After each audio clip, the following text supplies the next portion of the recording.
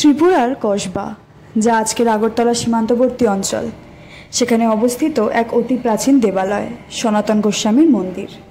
ইতিহাস অনুসারে এই দেবালয় প্রতিষ্ঠিত হয়েছিল খ্রিস্টীয় 583 সনে, অর্থাৎ আজ থেকে প্রায় 949 বছর আগে। সময়ের ধারায় বহু কিছু পরিবর্তিত হলেও এই মন্দির আজও অটুট এক ভক্তিময় স্থাপত্য নিদর্শন হয়ে দাঁড়িয়ে আছে। স্থানীয় মানুষ ও ভক্তদের কাছে এটি পরিচিত সনাতন গোস্বামীর দেবালয় নামে পরিচিত। সনাতন গোস্বামী ছিলেন শ্রী চৈতন্য মহাপ্রভুর শিষ্যদের মধ্যে একজন। জন্ম তার 1488 সালে এবং মৃত্যু 1558 সালে। তিনি ছিলেন গৌড়ীয় বৈষ্ণব সম্প্রদায়ের এক মহান আচার্য, যিনি শ্রীকৃষ্ণ ভক্তি ও বৈষ্ণব শাস্ত্রকে সাধারণ মানুষের মধ্যে পৌঁছে দিতে আমৃত্যু কাজ করে গেছেন।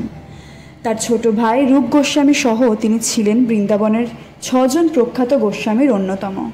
তাদের হাত ধরেই বৈষ্ণব তত্ত্ব ও সংস্কৃত সাহিত্যে এক নবজাগরণের সূচনা হয়েছিল। সনাতন গোস্বামী শুধু একজন সাধক নন, এক অনন্য জ্ঞানীও ছিলেন। তিনি বহু গুরুত্বপূর্ণ ধর্মগ্রন্থ রচনা করেন, যার মধ্যে বৃহৎ ভাগবতমৃত, হরিভক্ত বিলাস প্রভৃতি আজও বৈষ্ণব শাস্ত্রে অপরিহার্য। বলা হয়ে থাকে তিনি নিজেই কিছু সময় কসবা এসে এই মন্দির প্রতিষ্ঠা করেন এবং এখানে থেকে বহু ধর্মীয় কাজ পরিচালনা করেছেন। মন্দিরটি শুধু একটি পূজা স্থান নয়, এটি এক জীবন্ত ঐতিহ্য, যেখানে ইতিহাস, সাধনা ও সংস্কৃতির এক অপূর্ব সংমিশ্রণ রয়েছে।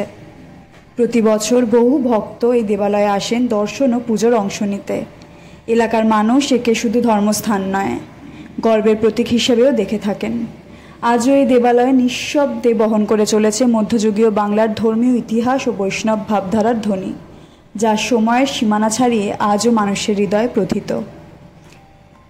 এই ছিল আজকে আমাদের ধর্মকথায় একটি ছোট্ট প্রতিবেদন। কেমন লাগলো সেটা অবশ্যই আমাদেরকে কমেন্ট করে জানাবেন।